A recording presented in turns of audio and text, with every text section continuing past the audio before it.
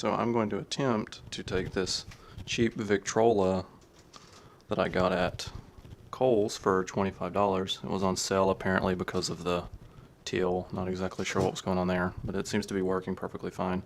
And then I'm going to take it and attempt to put it in this old graphanola to turn it into an electronic graphanola. I actually picked this up for $20. It doesn't currently work, which is why I'm replacing the internal mechanism of it. I originally intended on fixing it up, but I wasn't able to find anything online as far as repair parts or even places to take it to repair. So I'm going to try not to mess with it too much, that way I can revert back to the original mechanism if I have to. But for now, I'm at least going to put an electronic mechanism in it. This can actually run 45s, 33s, and 78s, whereas this can pretty much only run 78s as far as I'm aware. It's also a little bit rusty. I'm not sure about the diaphragm, if it's in good shape or not. Can't really tell much. I don't know much about these, but I'm going to see what I can get done.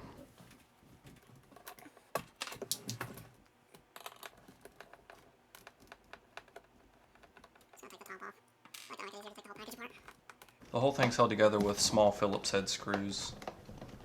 Probably number 1 Phillips if I had to guess. Here's it.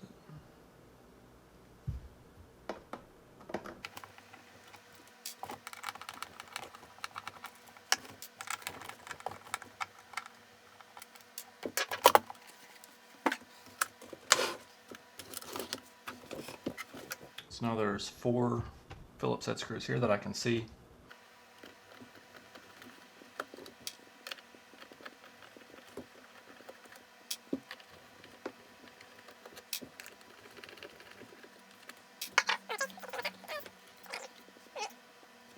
So just so you all can see in here, there's 2 small speakers right here connected to the main circuit board, and then this is the power and the right and left for speaker output. It's all held in by little screws, the same Phillips head screws as what was holding in the main board, so this shouldn't be too hard to take out.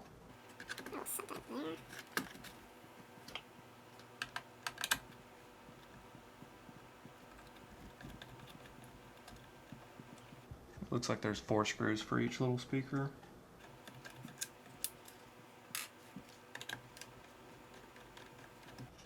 These are really, really small speakers. Should be fine for what I'm doing.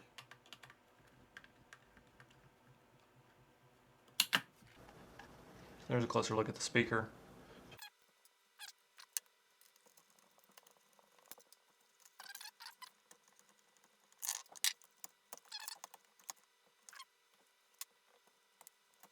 So again, there's a closer look at the right and left out for the speakers, and then that's your power in that comes from the wall. Just goes to this little circuit board here.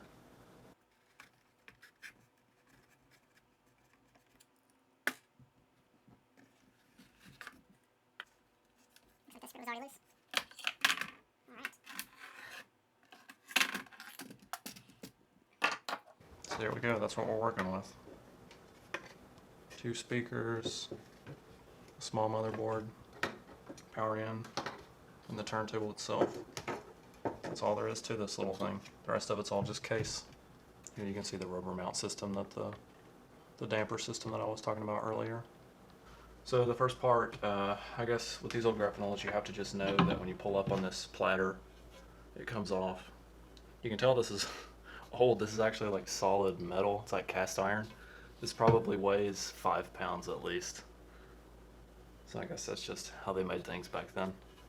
It's a little bit damaged, but if you felted it, then it would be good as new. Go ahead and set that over there. The old arm is a bit tight. Again, there's a look at the diaphragm. I believe it's in good shape, but I don't really know much about these graphanolas. All the parts are here. Here's the whole mechanism. So inside this drum right here is a spring, and I believe the crank mechanism, I believe that spring is broken.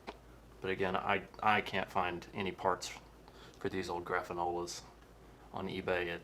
I don't know what I'm looking for. I don't even know who to talk to get information on these. So for right now, again, I'm going to switch over to electronic. I just feel like that makes the most sense. And then I'm going to keep this stuff in case I ever want to switch back. It wouldn't be that much of a loss. I hate to throw something like this away just because it's so... You can tell somebody really took their time crafting this and building this, and it was probably expensive back in the day. This probably weighs 15 pounds. Crazy how heavy this stuff is.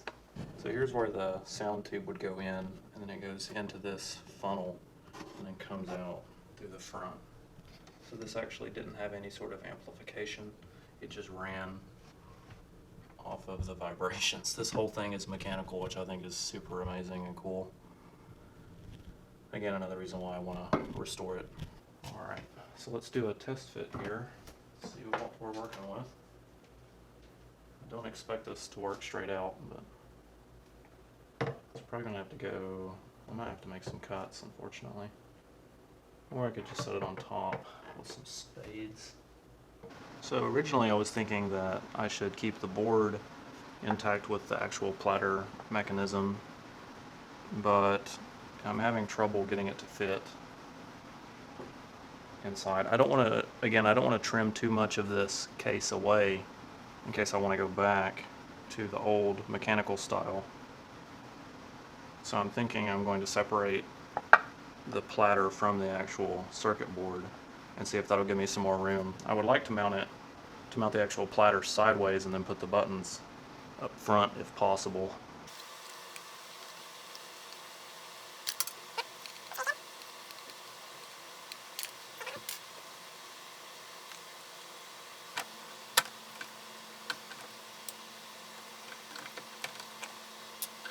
So once the power buttons come off, then you get access to these little washers here, if you can see that. Yeah, there are two probably 8mm washers, and that should release the whole board, hopefully.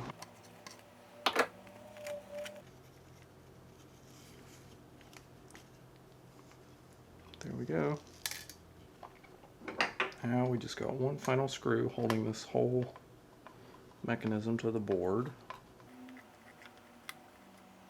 And there's the board that everything's mounted to, and here is everything stripped down pretty much as far as I think I'm going to take it. So the platter mechanism, and then let me see if a 33 fits on there. So it won't clear obviously with the record on, but with the record off, the case should close. Yeah. So that's what I want. I want to be able to close it and then nobody be like, oh, it's been messed with. It's not original. And you open it up and you're able to play whatever you want. This arm doesn't get in the way of the 33.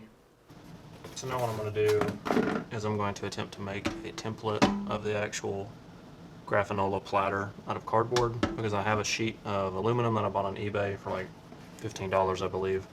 And if I can make a cover plate, I think it'll make the whole thing look a lot nicer.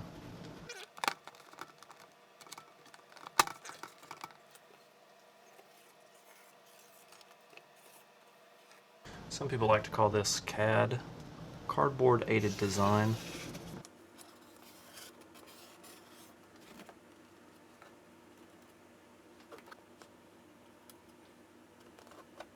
So there we have a template of this metal platter.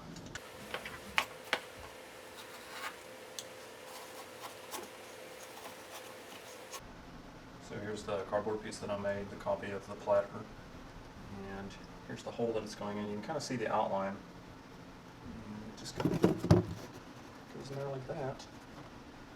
And that should cover up all the ugly holes and make it look a lot more presentable. So now I just got to get this platter to fit inside that cardboard, and then I can trace it out on that sheet of aluminum that I have.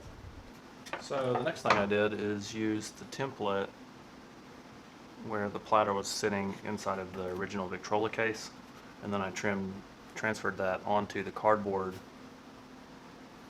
That way I can make the plate. We'll see how this goes.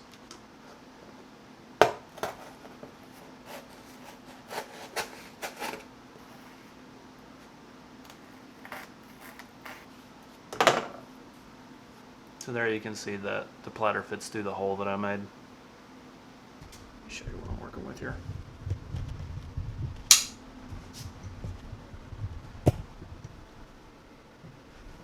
pretty much fits. Do have to find somewhere to put the power controls here. So this one of these, this is the power control, and this is the Bluetooth switch. But that shouldn't be too hard to figure out. The main part was just getting a nice plate to surround this new platter that I'm installing to cover up all of the old holes. Just a little tiny bit of trimming, and I might actually be able to squeeze the power controls right there, but underneath through this plate that I'm going to make. And then everything will be integrated in. And actually my plan for these little speakers, since this is the box where the sound gets funneled in here and comes out here, what I can do to make things easier on myself is actually just cut a few little holes that I can patch later, put the speakers right there, and then they'll come out like it was supposed to, which I think will be pretty cool. And that won't be too much work to mount those, and then I can just run this cord up to this power board. So here I've actually mounted the cardboard to the platter with 2 screws to give me a more concrete way of moving this around as one unit and it not sliding around. It also gives me the final height, so I'm actually just going to use these. I'm going to use these little standoffs here that it came with, and that's going to give me my height. I'm hoping that I can take the circuit board and put it through what will be my metal plate and mount it somewhere right here on the side. So I drilled 2 holes into the cardboard right there. Yeah, so that should be mounted right there. That should be out of the way of the record as it spins. If not, I can put standoffs on this platter and raise it up above where this would hit.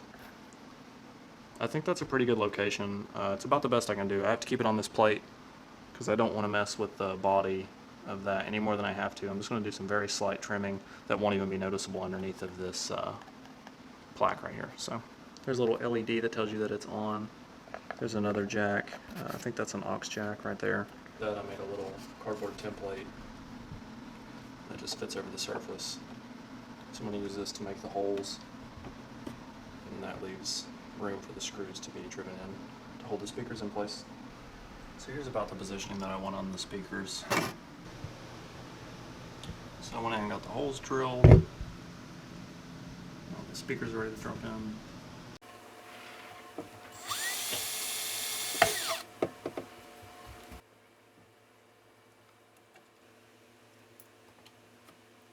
Alright, so I got the 2 speakers mounted.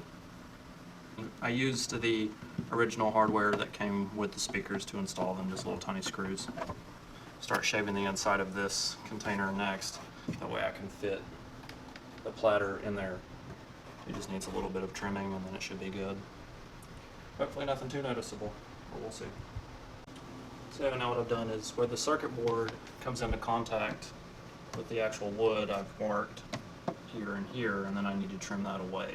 So I'm going to do that now.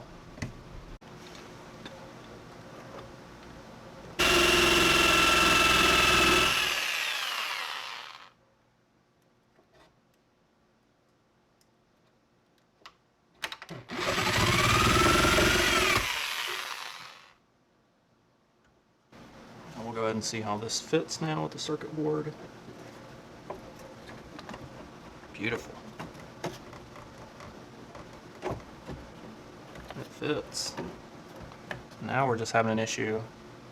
It's hitting right back here. The other side is good. So let's figure out where we need to trim it. So now what I'm going to do is drill out that spot right there. That way the platter will fit inside.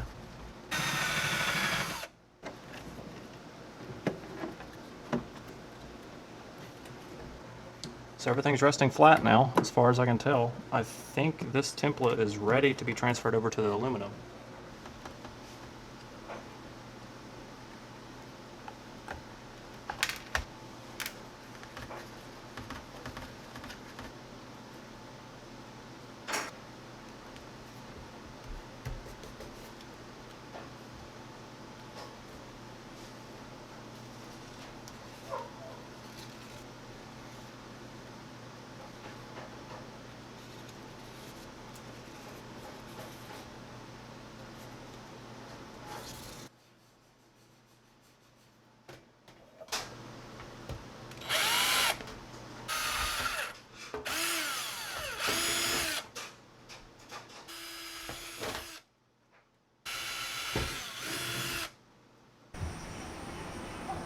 what the shape looks like once I cut it out. I just gotta drill some holes, which I've marked. Never mind the writing on my wrist. Those are personal reminders.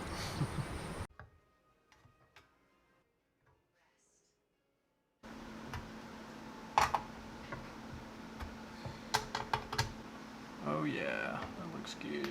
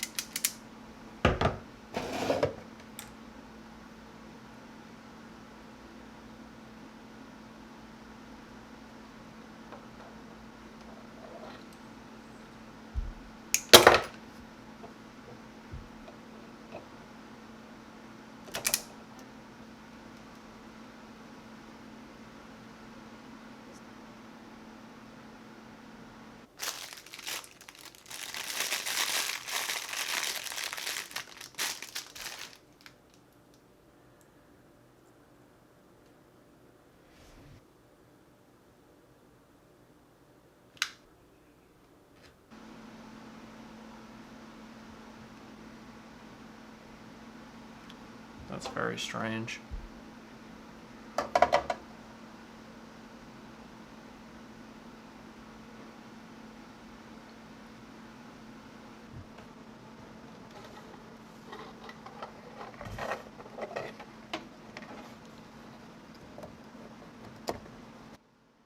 Focus okay? Maybe. What's that? Oh, that is the control for something. Oh, You just didn't have it on. I Right. can't tell what it is right now.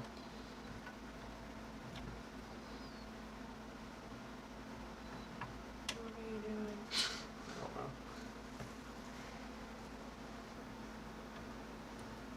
So it needs to be all the way over.